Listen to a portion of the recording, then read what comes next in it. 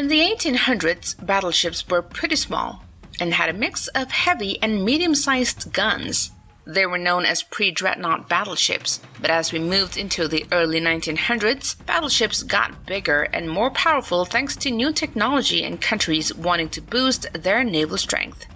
The HMS Dreadnought, which hit the water in 1906, was a game-changer. It was the biggest warship ever made at that point and made older designs seem outdated. This kick-started a naval arms race as other nations scrambled to make their own impressive all-big-gun battleships. In this video, we'll dive into the smallest battleships, especially those that were around before World War II.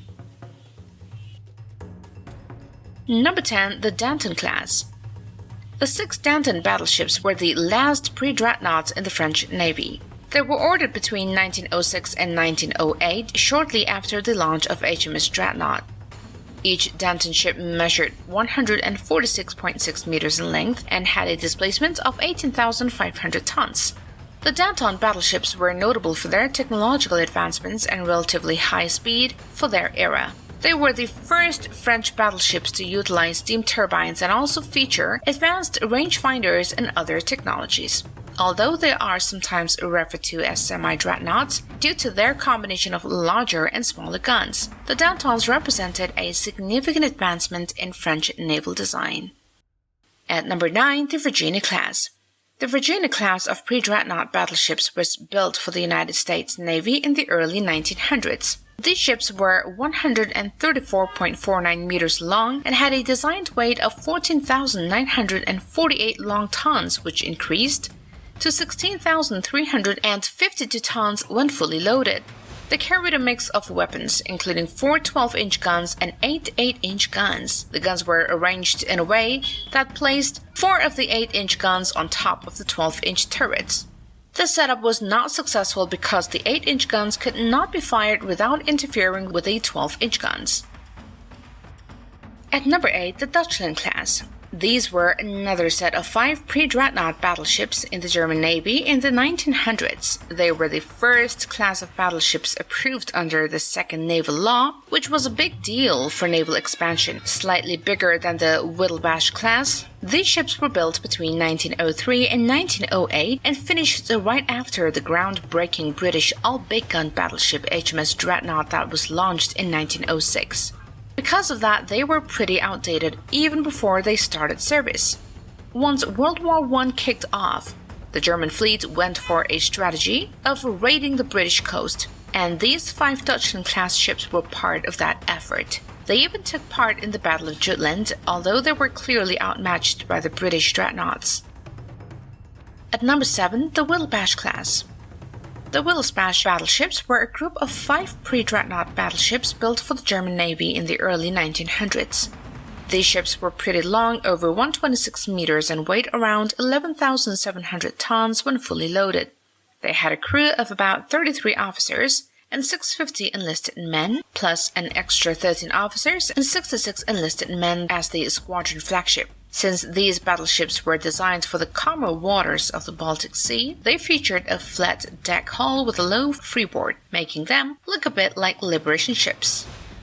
Number 6. The Royal Sovereign Class. The Royal Sovereign Class consisted of 8 pre-dreadnought battleships built for the Royal Navy in the 1890s. These ships marked a significant advancement over previous designs and were among the most powerful warships in the world at the time of their commissioning. Each ship displaced 14,150 tons at normal load and had an overall length of 125 meters. By around 1905 to 1907, they were deemed obsolete and placed in reserve. The ships began to be sold for scrap starting in 1911. At number 5, the Mississippi Class. This class of battleships included only 2 ships that were given the green light in the 1903 naval budget. They measured 116 meters long and weighed about 13,209 tons normally, jumping up to 14,697 tons when fully loaded for combat. Each ship had a crew of 34 officers and 710 enlisted men. These were the last of the pre-dreadnought battleships built for the US Navy. Although their weaponry and armor were top-notch, they had a mix of different gun sizes that became quickly outdated before the ships were even finished. At number 4, the Illinois Class. The Illinois Class consisted of 3 pre-dreadnought battleships of the United States Navy commissioned at the beginning of the 20th century. Each ship in the Illinois Class measured 114 meters in length and had a standard displacement of 11,751 tons. These ships represented a transitional design incorporating advancements over early models, such as the introduction of modern gun turrets for the main battery and a new rapid-firing secondary guns. However, there were also the last American battleships to feature outdated technologies, including fire tube boilers and heavy armor. The ships were equipped with a main battery of 4 13-inch guns mounted in 2 twin turrets along with secondary battery of 14 6-inch guns. At number 3, the Indiana Class. Vessels in this class consisted of 3 pre-dreadnought battleships launched in 1893. These ships were the first battleships constructed by the United States Navy.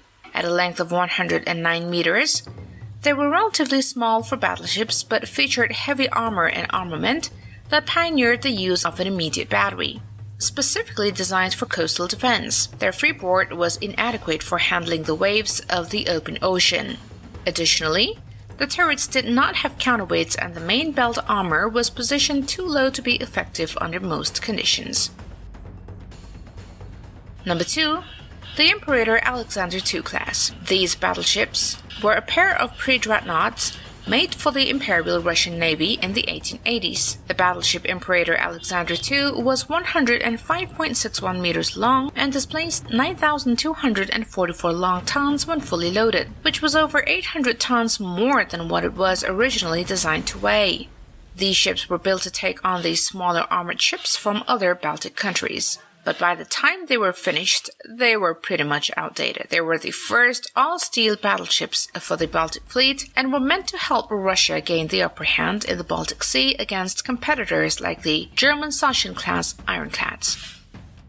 At number 1, the Eaterina II Class. The battleship class were ships built for the Imperial Russian Navy in the 1880s. They were the first ships made for the Black Sea Fleet. Each ship measured 103 meters long, the smallest known battleship ever built.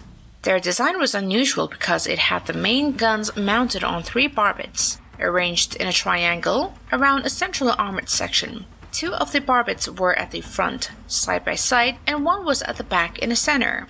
This setup was meant to increase their firepower when facing forward, especially in the narrow Bosporus waters and during ramming actions. And with this, we're signing off for today, but we'll see you again in our next video, so stay tuned, bye bye.